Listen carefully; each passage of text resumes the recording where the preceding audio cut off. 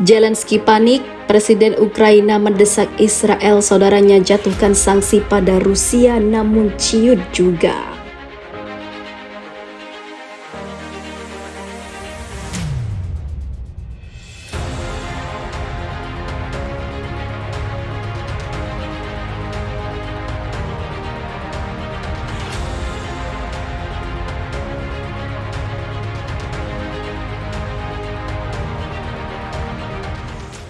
Presiden Ukraina Volodymyr Zelensky pada Kamis mendesak Israel menerapkan sanksi internasional terhadap Rusia.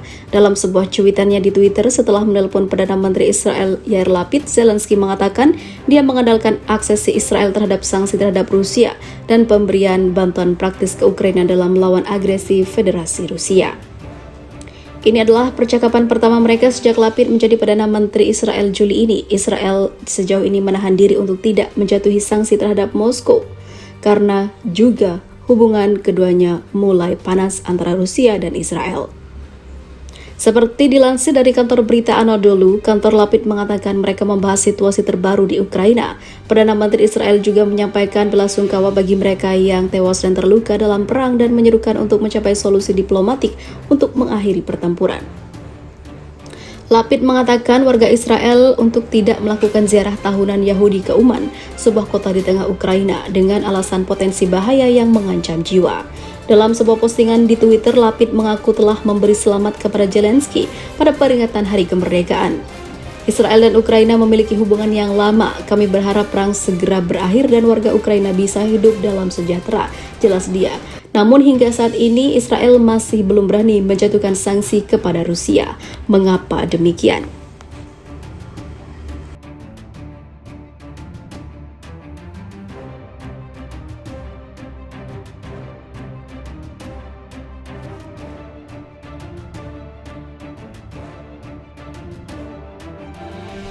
Gempar.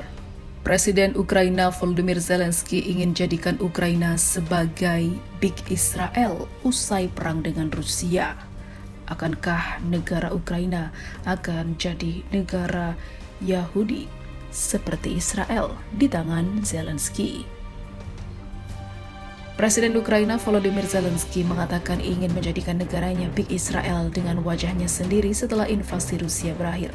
Dia menekankan keamanan kemungkinan akan menjadi masalah utama di Ukraina setelah perang berakhir. Zelensky mengungkapkan mimpinya itu di situs resmi Presiden. Ia menekankan bahwa visinya untuk masa depan pasca konflik Ukraina termasuk memiliki angkatan bersenjata di semua institusi, supermarket, bioskop, akan ada orang-orang dengan senjata. Di Israel, gambar warga sipil bersenjata, pemukim, dan tentara adalah hal biasa. Pemerintah seringkali meminta keamanan. Zelensky yang merupakan seorang Yahudi dalam beberapa kesempatan menekankan pentingnya menjaga hubungan dekat dengan Israel. Ia memuji Israel sebagai model bagi Ukraina. Saya yakin bahwa masalah keamanan akan menjadi nomor satu dalam 10 tahun atau 10 tahun ke depan, kata Zelensky. Ia menolak gagasan bahwa Ukraina pasca perang akan meniru demokrasi Eropa liberal seperti Swiss sebagai model. Dia mengatakan bahwa orang-orang Ukraina akan menjadi tentara yang besar. Zelensky juga mengatakan bahwa Ukraina tidak akan benar-benar liberal seperti Eropa. Dia mengatakan harus melakukan modus operandi yang berbeda. Ukraina pasti tidak akan seperti yang diinginkan sejak awal, itu tidak mungkin, katanya kepada anggota media Ukraina selama briefing. Zelensky menekankan bahwa Ukraina juga tidak akan tergelincir ke dalam otoritarianisme. Sebuah negara otoriter akan kalah dari Rusia. Orang-orang tahu apa yang mungkin mereka perjuangkan, katanya.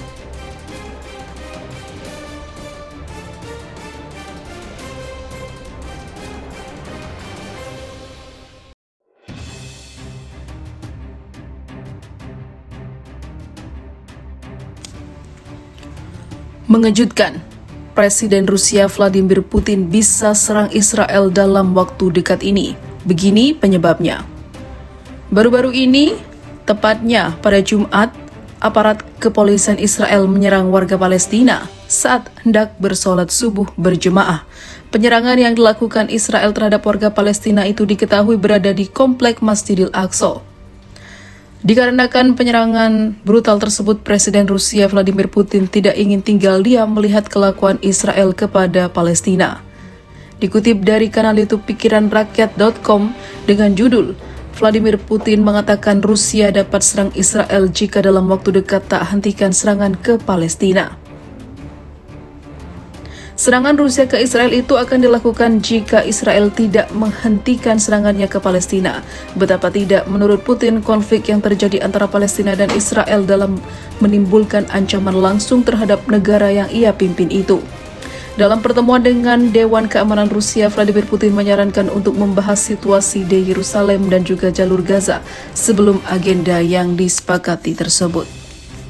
Sementara itu, seperti diketahui, Presiden Rusia Vladimir Putin dan Presiden Palestina membahas ketegangan yang meningkat di tepi barat dan Yerusalem Timur, kata sebuah pernyataan Kremlin. Dari percakapan via telepon atas inisiasi Abbas, kata pernyataan itu, kedua pemimpin berharap bahwa situasi di Yerusalem tidak berubah menjadi konfrontasi Palestina-Israel dalam skala besar.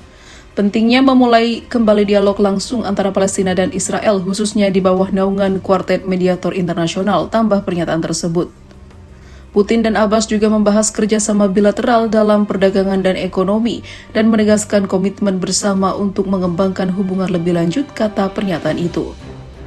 Presiden Rusia juga membahas situasi di tepi barat dan Yerusalem Timur bersama sejawatnya dari Al Jazair, Abdelmadid Tebboune.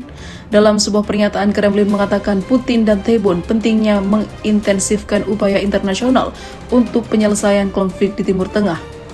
Ketegangan meningkat di seluruh wilayah Palestina sejak awal April di tengah kampanye penangkapan Israel yang berulang di tepi barat. Pada hari Jumat, puluhan warga Palestina terluka dan bentrokan dengan pasukan Israel di kompleks masjid di Al-Aqsa di Yerusalem. Seperti diketahui, Masjid Al-Aqsa adalah situs tersuci ketiga di dunia bagi umat Islam.